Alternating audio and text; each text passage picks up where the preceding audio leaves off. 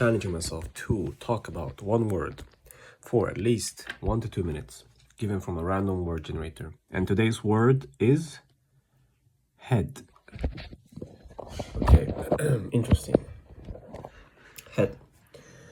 Well, I think one thing, when I think about head, the first thing I come to think about is your mind.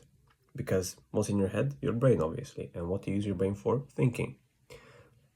Have you heard about the phrase thinking on your feet? I think that's one. I believe that is a very useful skill to have, because it really shows how effective you are at thinking and planning ahead.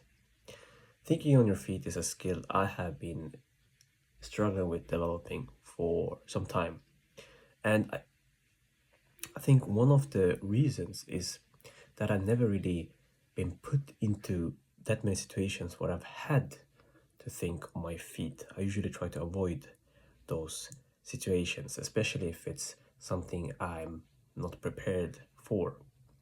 But I believe thinking on your feet, thinking with your head, in general, thinking is a really important skill to have, and a skill that is diminishing in society currently.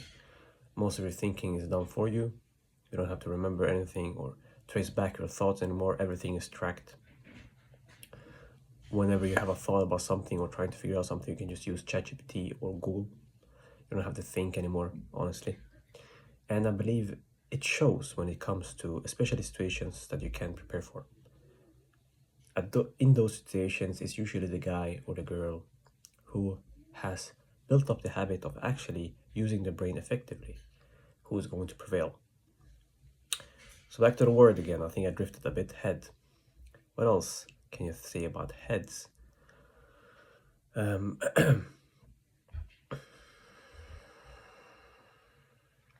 we talked about minds and thinking. What else is there about head? Well, yeah.